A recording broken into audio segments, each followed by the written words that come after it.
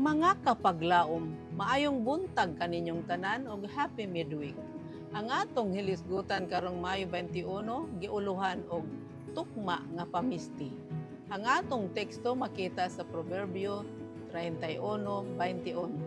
Sa tingtugnaw, dili siya mabalaka, kay ang iyang banay sangkap man og bisti alang sa maong panahon. Kapaglaom, ang atong bisti samtang tarong ug yano gikinahanglan nga anaa sa maayong kalidad sa pagkahimo nga mga bulok ug tukma alang sa pag-alagad. Gikinahanglan nga pilion kini alang sa paglungtad dili alang sa pagpasundayag. Gikinahanglan nga makahatag kini og kainit ug insakto nga proteksyon. Ang maalamon nga babaye nga gihulagway sa proverbio sa tingtugnaw, dili siya mabalaka, kay ang iyang banay sangkap man og bisti alang sa maong panahon. Ang atong sinina gikinahanglan nga limpyo. Ang hugaw diha sa sinina may usa ka dili himsog ug busa makahugaw sa lawas ug sa kalag. Sa tanang paagi, ang sinina gikinahanglang himsog, labaw sa tanan mga butang. Ang Dios nagtinguha nga kita maanaa sa kahimsog. Kahimsog sa tawog kalag ug kita mahimong mga magbubuhat kauban niya alang sa kahimsog sa parehong kalag ug lawas. Kining duha mapalambo pinaagi sa himsog nga pagpaninina. Gikinahanglan nga kita adunay grasya, katahom ug pagkatukma sa natural nga pagkayano. Si Kristo mipasidaan kanato batok sa garbo sa kinabuhi. Apan dili batok sa grasya niini og natural nga katahom.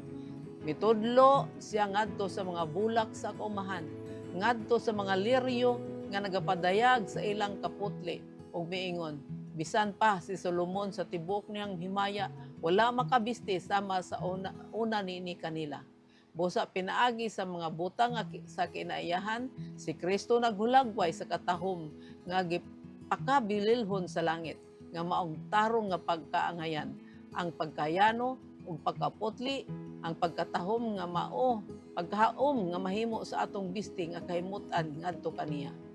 Ang hingpit nga kahimsog nagaagad ngadto sa hingpit nga pagkatay sa dugo, pinasahi sa pagtagad ang gikinahanglan nga ihatag ngadto sa mga bahin sa lawas aron nga sila mabistihan pag-ayo sama sa dughan og bahin ibabaw sa kasing-kasing.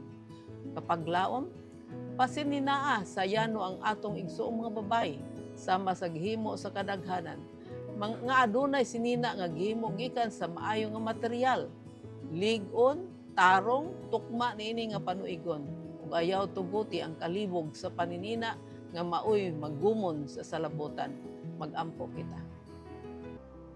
Diyos ug mahigugmaon namo nga man sa langit, hinaot nga imo kaming tabangan sa pagsubay sa balaod sa maayong panlawas ug maayong pamisti o mapakita ang pagkamalangdon sa usa ka anak sa Dios sa ngalan ni Hesus.